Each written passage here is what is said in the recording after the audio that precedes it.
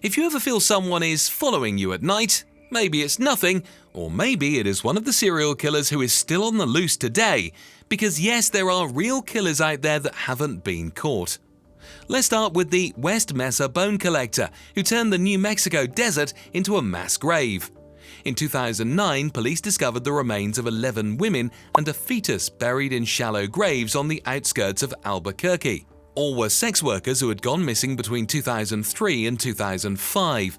Some had broken ribs and trauma, which are signs of long-term abuse. The media called the killer the bone collector. The scary part is, he has never been caught. Investigators believe he knew the desert well and preyed on the vulnerable like women nobody else seemed to be looking for. Meanwhile, in the American Midwest, the I-70 killer still haunts half a dozen states.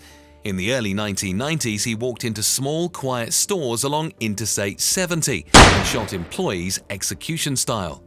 The weird thing is, he would only attack young women who would be working the evening shift. And he didn't rob them. He just walked in, shot them with a .22 caliber pistol, and vanished.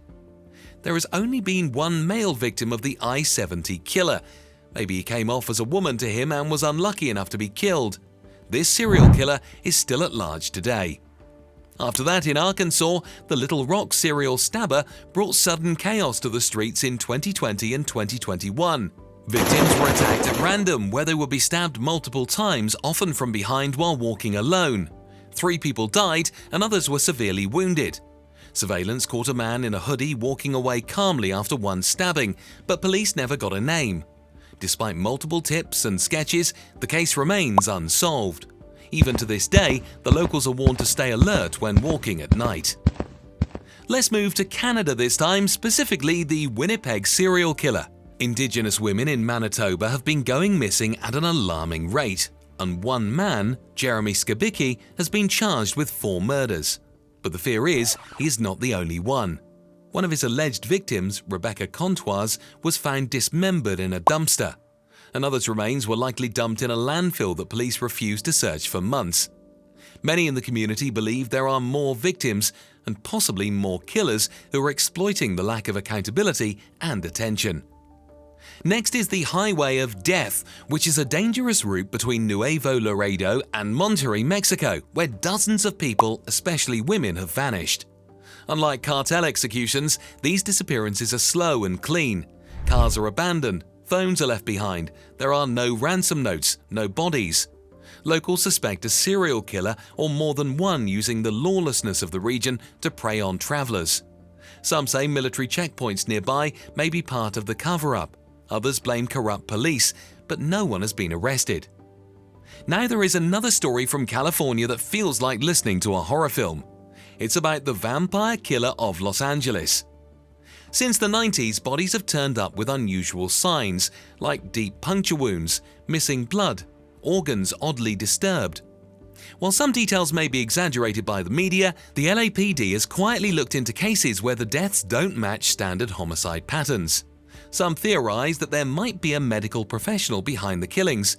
Others say it is just urban legend, but the files are real and the killer is still identified. So no one is sure about anything. Then there is the Stockton serial shooter, a recent wave of shootings that rocked California in 2022. 6 people were gunned down in cold blood, usually at night in dimly lit areas. Most victims were Latino men ambushed alone. The killer used the same handgun and appeared to choose victims at random. Surveillance caught a hooded figure, but the face was not clear. A suspect was arrested and then released. So for now, Stockton's killer might still be holding somewhere.